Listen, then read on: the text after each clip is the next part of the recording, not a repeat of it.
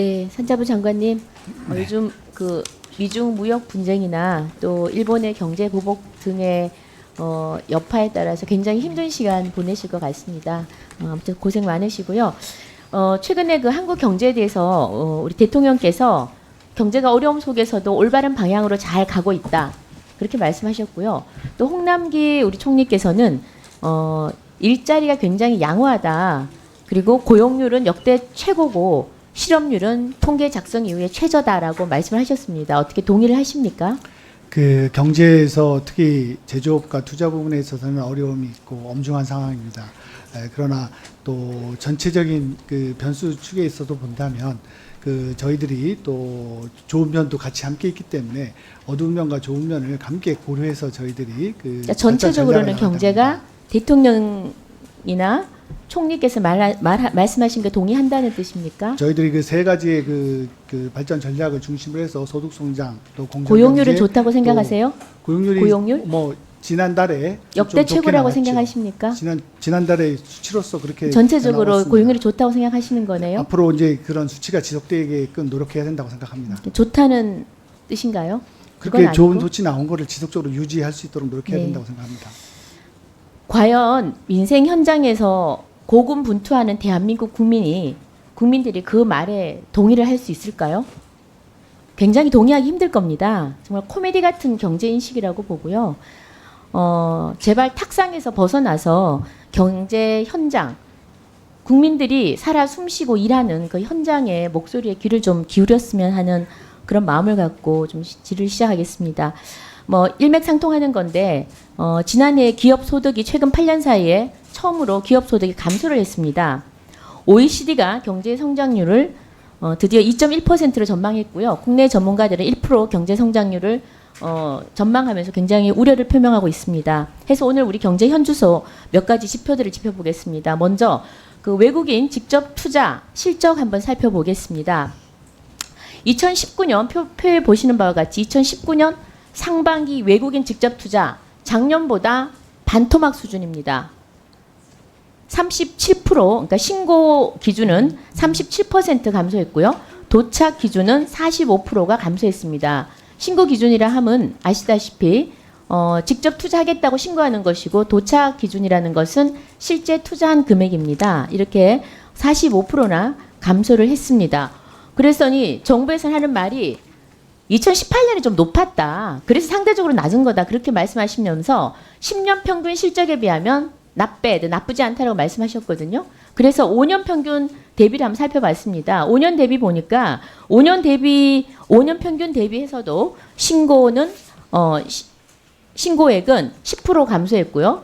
또 실제로 투자액, 도착액은 20%나 감소했습니다. 그래서 지금 정부에서는 이게 직접 투자가 실질적으로 굉장히 감소하고 있다는 그 현실 인식을 좀 할 필요가 있다고 생각을 합니다. 그냥 장밋빛 자화자찬은 좀 안 해주셨으면 하는데 뭐 인정을 하시죠? 직접 투자가 줄고 있다라는 거는 그렇기 때문에 네. 더 노력해야 된다고 생각합니다. 네네. 그리고 더 문제는 이 지금 직접 투자가 거의 서울에 지금 집중되고 있다는 겁니다. 표에서 보면 아시겠지만 그 지금 반토막인 한 45%가 줄었음에도 불구하고 올해 상반기 그 서울에 보면요. 서울의 그 외국인 직접 투자 유치 실적은 역대 최고치입니다. 사실상 서울에 완전히 집중되고 있다고 봐야죠. 2018년에 비하면은 한 50% 증가했고요. 도착액도 5% 증가해서 유치 실적이 상당히 높습니다. 그래서 이렇게 그 서울의 집중도가 높은 거 이게 이제 뭐 대한민국의 문제죠. 그런데 소위 말하면 서울과 수도권 그리고 비수도권으로 우리가 대별할 수 있는데요. 또 문제는 수도권과 비수도권의 투자 유치 실적이 굉장히 격차가 심합니다. 그래서 수도권 그 지금 현재 신고 기준으로 봤을 때도 60%대 30%, 도착도 70%대 약 30%입니다. 그래서 거의 투자 유치 실적을 보면 7대 3으로 수도권 대 비수도권이 되고 있습니다. 이유는 뭐 뻔하죠. 모든 수도권의 인적 자원이나 물류나 뭐 유통 비용도 싸고요. 특히나 교육, 문화, 시설 같은 것들이 다 수도권에 집중돼 있기 때문입니다. 그런데 모든 역대 정부들의 최종 목표는 결국은 지역 균형 발전 아니겠습니까? 그래서 그 지방에 이 외국인 직접 투자를 좀 유인할 그 방책을 강구해야 될 건데요. 하나를 제안 드리고자 합니다. 그 지금 보면 그 외국인 직접 투자를 하시는 분한테 인센티브를 주는데요. 그 입지 지원과 현금 지원을 주게 돼 있습니다. 그런데 비수도권 지역에 보면 국비와 지방비의 비율이 현행 6대 4로 돼 있습니다. 그런데 이것을 장관님께서 정부에 얘기해서 7대 3으로 좀 바꿨으면 하는 게 제 의견이고요. 왜냐하면은 예전에 그 보면 2011년은 저 표에 보시면 75대 25입니다. 국비 대 지방비가 2012년도에도 7대 3입니다.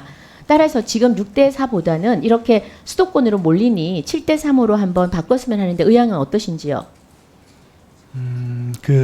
한번 살펴봐 검토해 주시겠습니까? 보겠습니다. 네네. 어떤 의미가 있고 효과가 날 수 있는지. 네. 네네. 그래서 그 비수도권 지방이죠, 소위 지방이 좀 외국인 투자를 유치할 수 있도록, 그래서 일자리가 좀 생겨날 수 있도록, 그리고 생산이 실질적으로 증대될 수 있도록 좀 도와주시기 바랍니다. 다음에는 그 지금 뭐 여러 의원님이 지적하셨다시피 지금 한국의 또 다른 경제 문제는 기업들이 기업하기 힘들어서 지금 한국을 떠나고 있다는 겁니다. 탈한국입니다. 뭐 상황은 다 아시겠지만 뭐 최근 뉴스 나온 건데요. 지금 보면은 1분기에만 올해 1분기에만 16조 141억 달러 16조가 빠져나갔습니다. 2분기에 150억 달러 17조가 빠져나갔습니다.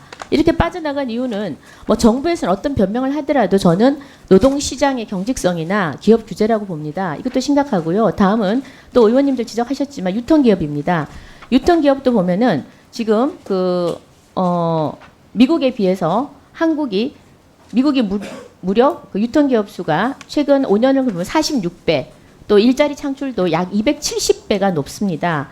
GDP 차이는 물론 있겠지만 그럼에도 불구하고 그 정책 유턴을 유치할 수 있는 정책의 차이도 있다고 봅니다. 그래서 미국에 비해서 우리가 지금 유턴기업 자격 요건이 굉장히 빡빡하던데요. 이걸 좀 미국처럼 해외에서 복귀하는 모든 사업장을 네, 의원님.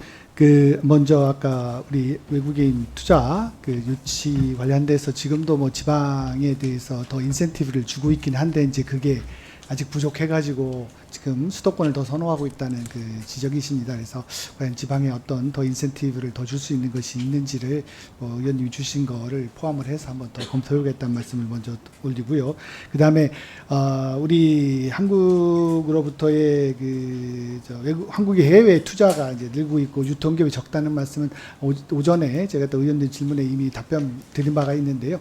사실 그 유통기업에 대한 정의는 각국 나라마다 다릅니다. 그래서 이렇게 너무 물리적인 비교는 뭐 꼭 그렇게 옳지만은 않지만 말씀 주신 것처럼 저희들이 좀 부족하고 돌아오는 기업이 좀 부족하고 나가는 기업이 지금 많아진 것만은 사실입니다만 많아진 것이 뭐냐면 아까 말씀 주신 것처럼 그 조사에 의하면 시장 개척과 기술 습득이 대부분을 차지하고 있고요. 지금 말씀 주신 기업 환경 문제는 그렇게 크지는 않습니다만 당연히 우리나라의 기업 환경이 좋아야만 더 들어올 수 있고 더 우리 투자가 많아진다라는 거기 때문에 함께 노력해야 될 문제라고 생각을 합니다. 그래서 우리는 우리 기업들이 좀 더 개방된 글로벌 경제에서 경쟁력을 갖기 위해서는 나가는 것을 전략적으로 나갈 수 있게 만들고 또 돌아올 수 있는 것을 어떻게 우리가 잘 활용해서 우리의 전체적인 글로벌 밸류 체인 차원에서 경쟁력을 갖고 있을지 두 가지를 한꺼번에 저희들이 살펴보고 대안을 만들어 보도록 하겠습니다.